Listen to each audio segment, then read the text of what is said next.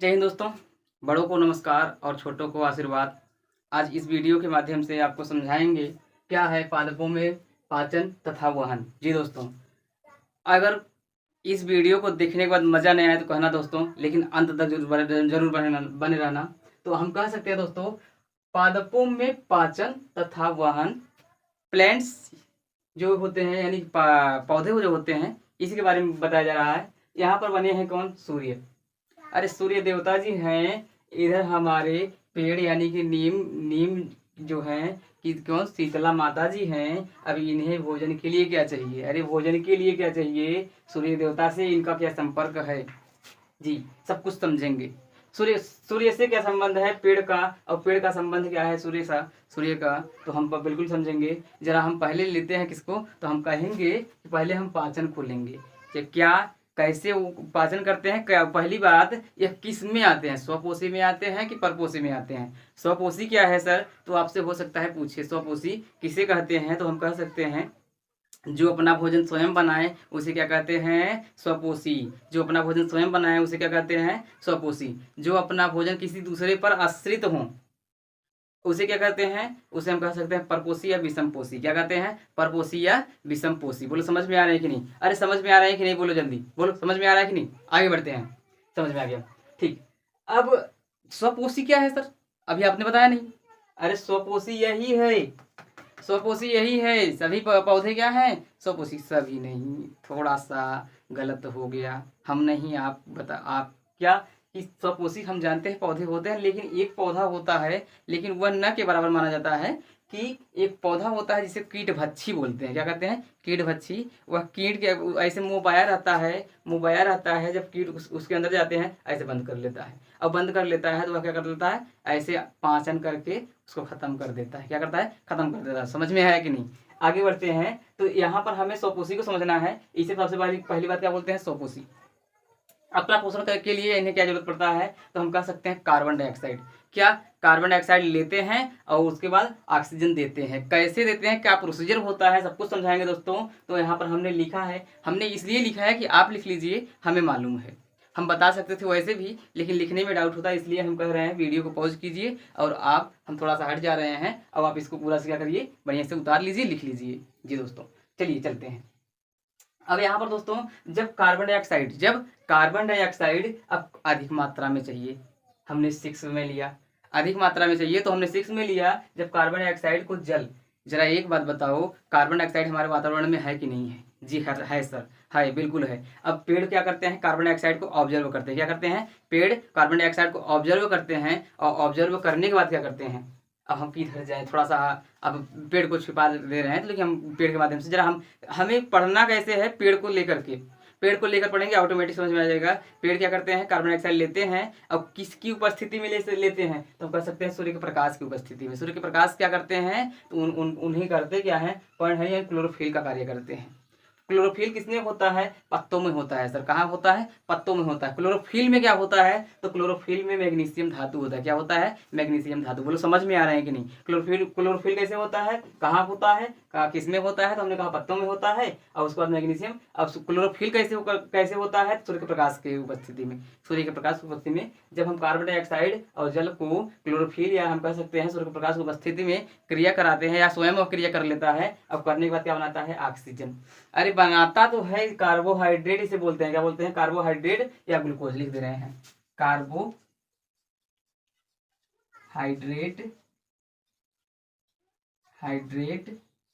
या glucose. Carbohydrate या glucose जो अपने भोजन के रूप में बना लेते हैं। जरा एक बात बताइए, हम ग्लूकोज को इस्तेमाल करते हैं, चलो उसको बाद में बताएंगे। कार्बोहाइड्रेट बनाया और उसके बाद क्या बनाया? यह छोड़ेगा, यह निकालेगा, कुछ निकालेगा। जल्दी बताओ क्या निकालेगा? ऑक्सीजन निकालेगा।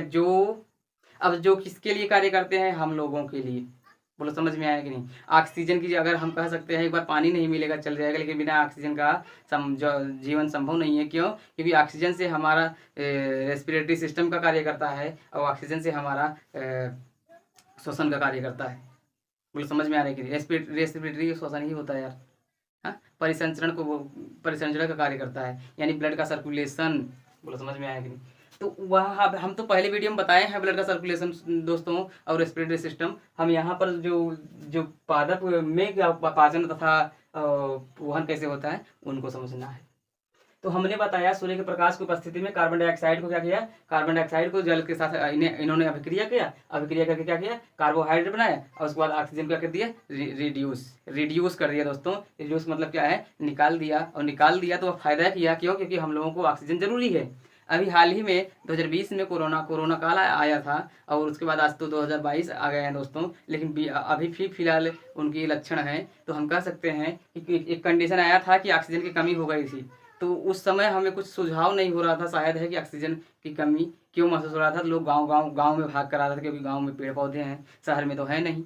जी दोस्तों, आगे बढ़ते हैं। तो इस तरीके से हम कह सकते हैं इनका जो पाचन होता है, पाचन का कार्य होता है, भोजन बनाने का कार्य, वो अब यह क्या करते हैं दोस्तों, यह कुछ और करते हैं। जरा एक बात बताओ, पाचन का कार्य कैसे करते हैं। तो यह बड़ा लंबा प्रोसीजर हो जाएगा, हम थोड़ा सा वाहन को भी समझेंगे। वाहन को समझेंगे, वाहन में क्या हो रहा है। अब यहाँ पर एक पत्ता लेंगे और पत्ते को, जैसे हम यहाँ पर क्या करते हैं, यहाँ पर वाहन के कार्य को समझेंगे। हम पत्ता को लेंगे, चलो ये पत्ता बना देते हैं।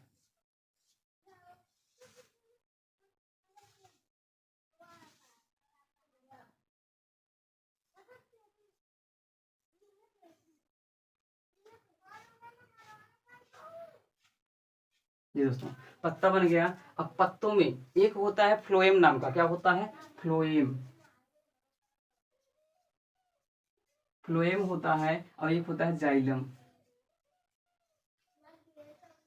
जी, नाइन्थ वालों टॉपिक आ गया आपका। हाई स्कूल वालों इस टॉपिक को पढ़े होंगे, नाइन्थ वालों का टॉपिक आया है, और हाई स्कूल वालों का जो कार्य हो रहे हैं पढ़े ही होंगे। जाइलम क्या है, ऊतक है।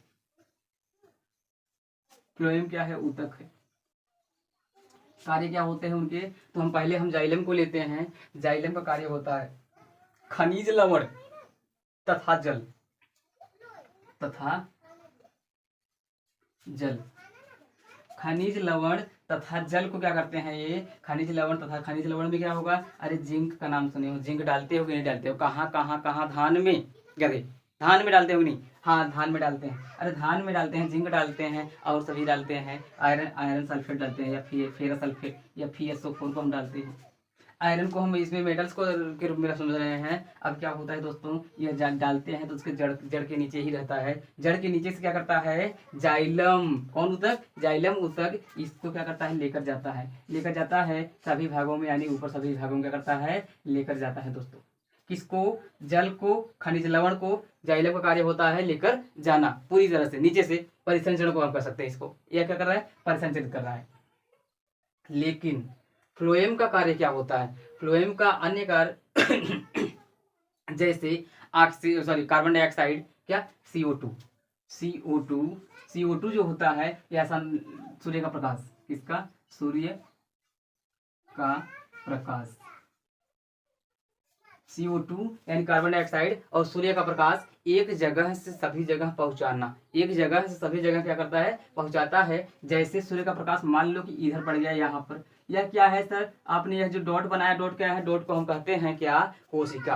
कहीं न कहीं आप पत्तों में डॉट देखते ही हैं, और उस डॉट को कहते हैं कोशिका। उसमें जब पड़ता है, जैसे पानी पड़ा तो वह कोशिका क्या होगा, फूल जाएगा, क्या होगा, कोशिका फूल जाएगा। फूलने का मतलब जैसे फूल फूलता है उस तरीके से नहीं, वह क्या होता है, नमी हो जाता है, जिसके अंदर क्या होता है कि सूर्य का प्रकाश जाता है, और सूर्य का प्रकाश जाएगा तो यह जो इनके नस हैं, क्या है, नस हैं, वेन्स। नस क्या करते हैं कि जैसे मान लो सूर्य का प्रकाश अगर यहाँ आया तो इस माध्यम से सभी जगह क्या होगा, फैलेगा, और यहाँ जब फैल गया और फैलने के बाद यह क्या करेगा, आगे बढ़ेगा। और इस तरीके से मान लो सूर्य इधर से आया है, फिर भी हमारे इधर के पत्ते भी हरे होते हैं। अगर सूर्य का प्रकाश इधर जा रहा है, फिर भी हमारे इधर के पत्ते हरे रहते हैं। क्यों, क्योंकि उनका कार्य कौन करता है, फ्लोएम ऊतक करता है। कौन करता है, फ्लोएम ऊतक करता है। क्या लेकर जाता है, कार्बन डाइऑक्साइड, भोजन को लेकर जाता है। क्या लेकर जाता है, भोजन को। अरे कार्बन डाइऑक्साइड भोजन ही है पेड़ पौधों का भाई, पेड़ पौधों का भोजन कार्बन डाइऑक्साइड ही है। और सूर्य का प्रकाश, क्या, सूर्य का प्रकाश लेकर जाता है कौन, फ्लोएम ऊतक लेकर जाता है। आगे बढ़ रहे हैं दोस्तों। अब जाइलम ऊतक का कार्य क्या होता है, जाइलम ऊतक का कार्य होता है कि खनिज तथा लवण को क्या करता है, यह खनिज तथा लवण को जड़ से, कहाँ से, जड़ से लेकर जाता है और सभी भागों में क्या करता है, पहुंचाने का कार्य करता है। कौन, जाइलम ऊतक। बोलो समझ में आया कि नहीं दोस्तों, बोलो समझ में आया कि नहीं दोस्तों। यहाँ पर हमने बताया कि अपना भोजन इसने कैसे बनाया, और यहाँ पर मैंने बताया कि यह किस तरीके से कार्य करते हैं, इसे हम वाहन बोलते हैं दोस्तों। अब इसका पाचन किस तरीके से होता है, तो पाचन हम कह सकते हैं ना, कुछ लेता है तो कुछ देता है, अरे कुछ लेता है तो कुछ देता है। हम भी जाते हैं दुकान से, कुछ लेते हैं तो पैसे देते हैं जी दोस्तों। तो यहाँ पर एक बार फिर से रिपीट करवाते हैं दोस्तों। सूर्य का प्रकाश किस पे पड़ता है, पेड़ पर, तो हम कह सकते हैं पेड़ को क्या चाहिए, कार्बन डाइऑक्साइड चाहिए, और क्या चाहिए, जल चाहिए। अब कार्बन डाइऑक्साइड हर जगह कार्बन डाइऑक्साइड ही हो, तब पर भी क्रिया कैसे नहीं हो पाएगा। क्यों, क्योंकि हम कह सकते हैं कि आप धान लगा दीजिए, धान में पानी न डालिए, धान में पानी न डालिए, आप खाद डालते रहिए, शायद धान जल जाएगा। क्यों, क्योंकि उसे पानी की जरूरत है, तो पानी जरूर चाहिए। पेड़ पौधों को पानी जरूर चाहिए और कार्बन डाइऑक्साइड भी चाहिए। कार्बन डाइऑक्साइड और पानी मिल करके क्या करते हैं, तो हम कह सकते हैं सूर्य का प्रकाश भी होना चाहिए। जैसे आप किसी घर में पैक कर दीजिए, वहाँ पर आप फसल उगाइए, तो वहाँ पर फसल नहीं हो पाएगा दोस्तों, वहाँ पर फसल नहीं हो पाएगा। तो सूर्य का प्रकाश भी होना अनिवार्य है। सूर्य का प्रकाश क्या करता है, तो उन्हें एनर्जी देने का कार्य करता है, और एनर्जी दे करके करता क्या है, तो यह ग्लूकोज बनाता है। क्या करता है, ग्लूकोज बनाता है, और यह जो ऑक्सीजन है, ऑक्सीजन निकालता है, जो मनुष्यों के लिए लाभदायक होता है। हम कहते हैं ना, पेड़ अगर लगाओ तो जान किसी का बचाओ, एक पेड़ लगाओ लाखों जान बचाओ, या हजारों जान बचाओ जी दोस्तों। तो वीडियो कैसा लगा, अगर अच्छा लगा हो दोस्तों तो लाइक, शेयर और सब्सक्राइब जरूर करना। बड़ों को नमस्कार और छोटों को आशीर्वाद। सत श्री अकाल और दोस्तों, नमस्कार और जय हिंद।